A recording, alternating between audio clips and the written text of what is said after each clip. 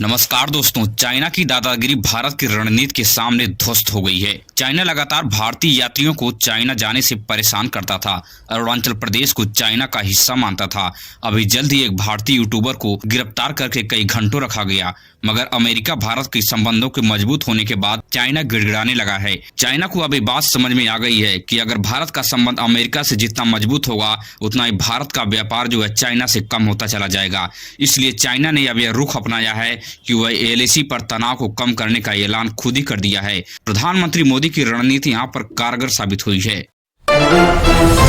वहीं पर बांग्लादेश के कुछ छर्रे भारत विरोधी नारे लगाते हुए रोड पर उग्र प्रदर्शन कर रहे थे। इसी दौरान एक बांग्लादेशी रोड पर मुंह की खा गया। बांग्लादेश को अपने कुकर्म को भुगतना पड़ेगा। बांग्लादेश में लगातार हिंदुओं के ऊपर अत्याचार बढ़ता जा रहा है। आज फिर एक हिंदू लड़के को निर्मम हत्या कर दी गई, बेरहमी से पीट पीट कर।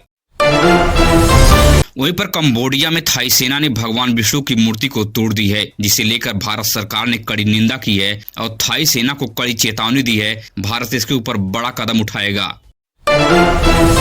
वहीं पर भारतीय सेना के जवानों को सोशल मीडिया पर पोस्ट डालने के लिए अब मुश्किलें बढ़ गई हैं। इंस्टाग्राम, फेसबुक, यूट्यूब समेत कई ऐसे सॉफ्टवेयर पर सेना के जवान अब कंटेंट नहीं डाल सकते हैं, न ही कोई रिप्लाई कर सकते हैं, न कोई पोस्ट डाल सकते हैं, न ही कोई लाइक कमेंट कर सकते हैं। अब भारतीय सेना ने इसके ऊपर कड़े रुख अपनाए हैं।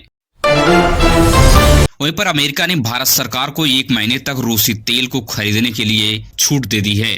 1 महीने तक भारत रूस से तेल का व्यापार कर सकता है। इसे देखने के लिए रिलायंस ने रूसी तेल को आयात को बढ़ा दिया है। 1 महीने बाद ऐसा करने पर भारत के ऊपर बड़ी टैरिफ लगा सकता है अमेरिका। इसलिए बहुत बड़े पैमाने पर रिलायंस जल्दी तेल को खरीद रही है।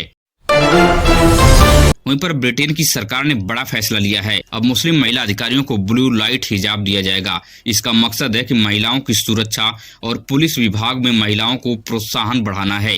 मगर भारत में हिजाब को लेकर बड़े पैमाने पर विवाद फैलता रहता है। अभी जल्द ही नीतीश कुमार का हिजाब कांड सामने आया है, जिसे लेकर बहुत बड़े पैमाने पर किरकिरी हुई है।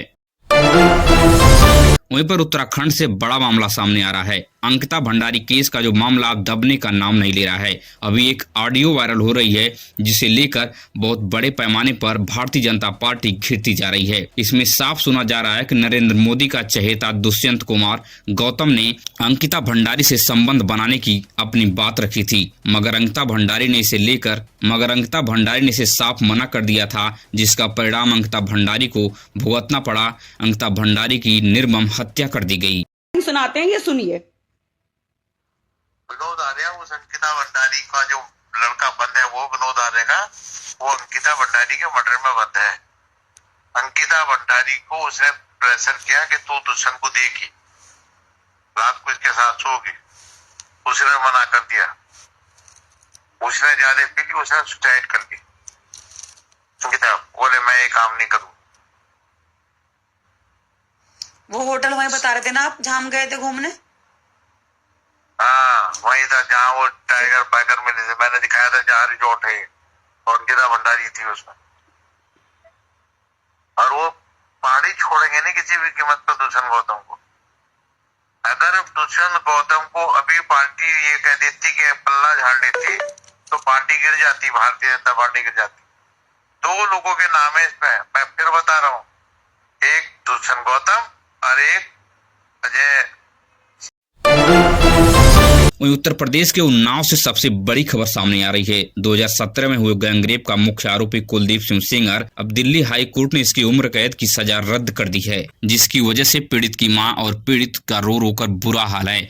भारतीय जनता पार्टी का पूर्व नेता रेपिस्ट कुलदीप सिंह सेंगर को 15 लाख के बांड पर उम्र कैद की सजा को खत्म कर दिया गया। इसे लेकर पीड़िता बहुत परेशान नजर आ रही है। पीड़िता का साफ कहना है कि हमें हाई कोर्ट ने 5 किलोमीटर के दायरे में बांध दिया है। 5 किलोमीटर के दायरे में रेपिस्ट नहीं आ सकता है, लेकिन हमें तो कहीं भी जाना होगा। तो हमारे साथ कितनी बड़ी असुरक्षा फैला दी है हाई कोर्ट ने। मगर जब ऐसा ही मामला दिल्ली में निर्भया कांड के दौरान हुआ था, तब पूरा देश एकमुश्त होकर रोड पर उतर चुका था और कांग्रेस की सरकार हिला डाला था। मगर आज भारतीय जनता पार्टी के खिलाफ कोई भी बोलने के लिए राजी नहीं है। रोड पर उतरना तो बहुत दूर है, इस पीड़िता के साथ कोई साथ खड़ा होने के लिए भी तैयार नहीं है। भारतीय जनता पार्टी की इस कड़ी नीति के सामने हर कोई बेबस नजर आ रहा है। वहीं नीतीश कुमार ने बड़ा फैसला लिया कि शहरी क्षेत्रों में जमीनी विवाद को सुलझाने का ऐलान कर दिया है। अब बिहार के शहरी क्षेत्रों में सीओ जारी करेंगे वंशावली। इस वंशावली में शहरी क्षेत्रों में जमीनी विवाद का पेचीदा मामला सुलझाना आसान हो जाएगा। वहीं पर अखिलेश यादव ने ओबीसी आरक्षण को लेकर योगी आदित्यनाथ पर बड़ा हमला बोला है। अखिलेश यादव ने कहा कि भारतीय जनता पार्टी ओबीसी समाज को गुलाम बनाने का षड्यंत्र रच रही है, लगातार ओबीसी समाज की सीटों पर घोटाला कर रही है। अभी हाल ही में लेखपाल भर्ती समेत कई भर्तियों में 30,000 से ज्यादा ओबीसी पदों पर घोटाला कर दिया गया, उनकी सीटों को कम कर दी गई है। वहीं लखनऊ के हजरतगंज में एक मनबड़ युवक ने राहगीरों को लगातार भोंपू बजाकर परेशान कर रहा था। तभी एक सीआरपीएफ जवानों की नजर इस बिगड़ैल पर पड़ गई। फिर क्या सीआरपीएफ जवान ने इस युवक को पकड़कर इसके कान में ही वह भोंपू बजाना शुरू कर दिया, जिसे लेकर यह तुरंत परेशान हो गया। इसी तरह से हर कोई परेशान होता है। अगर इस तरह की हरकत कोई भी करता है तो वह सावधान हो जाए। उत्तर प्रदेश की पुलिस आपके ऊपर बड़ी कार्रवाई कर सकती है। वहीं पश्चिम बंगाल में बड़े पैमाने पर मुस्लिम वोट को कटने पर ममता बनर्जी बौखला गई हैं, मगर बीजेपी मंत्री का कहना है कि इतने बड़े पैमाने पर वोट नहीं कटा है। ममता बनर्जी बस इसी तरह से गलत आरोप लगा रही हैं, मगर एसआईआर होने के बाद ममता बनर्जी की मुश्किलें बढ़ गई हैं। ममता बनर्जी लगातार मुस्लिम वोट बैंक की तरफ रुख कर रही हैं और मुस्लिमों को सावधान कर रही हैं कि अगर बीजेपी जीत जाएगी तो पश्चिम बंगाल में मुस्लिमों का बुरा हाल होगा। इस प्रकार की डरावने लुभावने जो है भाषण दे रही हैं। वहीं पर प्रधानमंत्री के ओमान दौरे के बाद अब भारत में हलाला सर्टिफिकेट को जो है ओमान मंजूरी दे दी है। ओमान ने शर्त रखी है कि इस्लामिक नियमों के अनुसार मांस तैयार की जाएगी, मगर भारत में ईद बकरीद पर जीव बचाने के लिए लोग रोड पर उतरते हैं और कई प्रकार की बातें करते हैं, मगर प्रधानमंत्री मोदी इधर ओमान जाकर मांस के व्यापार को बढ़ाने के लिए हलाला सर्टिफिकेट पर मंजूर करवा ली है। वहीं भारत में पेट्रोल पंप की संख्या 1 लाख के पार पहुंच गई है। इस मुकाम को हासिल करने वाला भारत दुनिया का तीसरा देश बन गया है।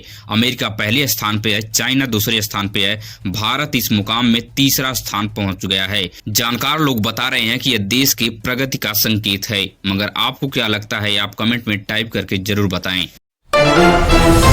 वहीं रूस के राष्ट्रपति व्लादिमीर पुतिन ने पाकिस्तान पर बड़ा हमला बोला है। रूस ने कहा कि पाकिस्तान में कोई लोकतंत्र नहीं है, पाकिस्तान के पास परमाणु हथियार दुनिया के लिए खतरा है। मगर लोकतंत्र के सवाल पर राष्ट्रपति व्लादिमीर पुतिन खुद घिर गए, क्योंकि रसिया भी एक तानाशाह देश है, बिल्कुल चाइना की तरह। अगर आप देश और दुनिया से बड़ी खबरें देखने में दिलचस्पी रखते हैं तो आप हमारे इस चैनल को सब्सक्राइब कीजिए। मिलेंगे इसी तरह नई सूचना के साथ नई वीडियो में। धन्यवाद।